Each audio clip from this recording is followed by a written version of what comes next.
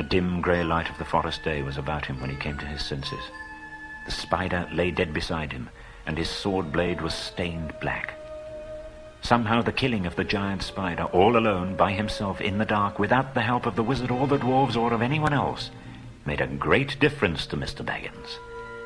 He felt a different person, and much fiercer and bolder, in spite of an empty stomach.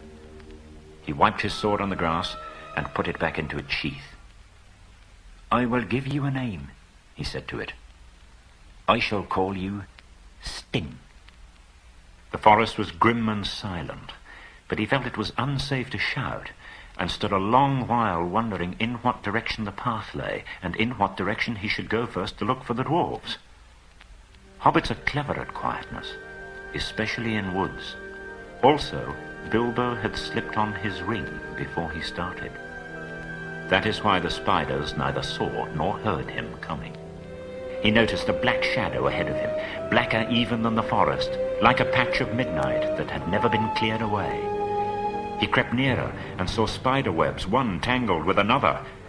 And there they were, spiders, huge and horrible, sitting in the branches above him. And ring or no ring, he trembled with fear lest they should discover him. He realized that these loathsome creatures were speaking to one another. "What nasty thick skins they have, to be sure, but I'll wager there is good juice inside." "Aye, they'll make fine eating when they've hung a bit," said another. "Don't hang 'em too long," said a third. "They're not as fat as they might be. Been feeding none too well of late, I should guess." "Kill him, I say," hissed a fourth. "Kill him now and hang him dead for a while." Bilbo was horrified to see one of the fat spiders run along a rope till it came to a dozen bundles hanging in a row from a high branch, and dangling in the shadows, a dwarvish foot sticking out of the bottom of one of the bundles. He had to do something. He could not get up at the brutes, but he was a pretty fair shot with a stone, and it did not take him long to find a nice, smooth, egg-shaped one that fitted his hand cosily. While he was picking up stones, the spider had reached Bomba, and soon he would have been dead. At that moment, Bilbo threw. The stone struck the spider plunk on the head, and it dropped senseless off the tree, flop to the ground. Whack! Dead. He started to lead the furious spiders further and further away from the dwarves, making them curious, excited, and angry all at once. Dancing among the trees, he began to sing a song to infuriate them and bring them all after him, and also to let the dwarves hear his voice. "Old fat spider spinning in a tree, old fat spider can't see me. Attercop, won't you stop? Stop your spinning and look for me. Old Tom Noddy, old big body, old Tom Noddy can't spy me. Attercop, you'll never catch me. Up your tree."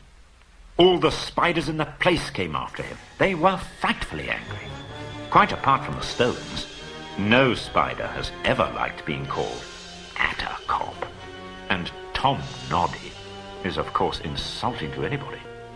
They followed him into the forest until he had gone as far as he dared. Then, quieter than a mouse, he stole back. "Now to get them out of those bundles," he said. He managed, by leaning over, to cut most of the strong, sticky threads, and then, sure enough, with a kick and a struggle, most of Fili emerged. In this way he rescued Keely, Bifur, Bofur, Dory, and Nori. While this was going on, the other dwarves were working at the rest of the captives and cutting at the threads with their knives. Soon all would be free. But then what? The spiders were coming back, and there looked like being a horrible battle. It looked pretty hopeless. Then the battle began. Some of the dwarves had knives, some had sticks, and all of them could get at stones, and Bilbo had his elvish dagger. Again and again the spiders were beaten off, and many of them were killed. But it could not go on for long.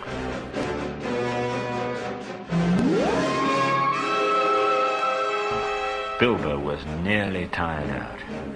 Already the spiders were beginning to weave their webs all round them again, from tree to tree. In the end, Bilbo could think of no plan except to let the dwarves into the secret of his ring. "I am going to disappear," he said. "I shall try to draw the spiders off. You keep together and make in the opposite direction. to the left there. That is more or less the way towards the place where we last saw the elf fires."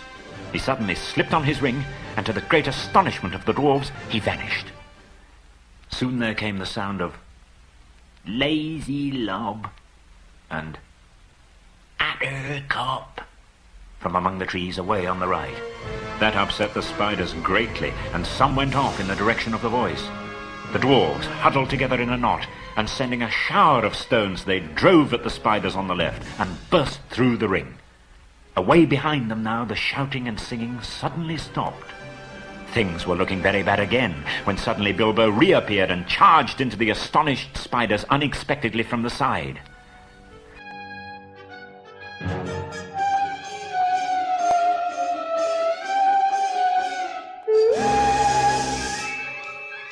"Go on," he shouted. "I will do the stinging." The spiders swelled with rage and spluttered and frothed and hissed out horrible curses. But they had become mortally afraid of Sting and dared not come too near. But just when Bilbo felt that he could not lift his hand for a single stroke more, the spiders suddenly gave it up and went back to their dark colony.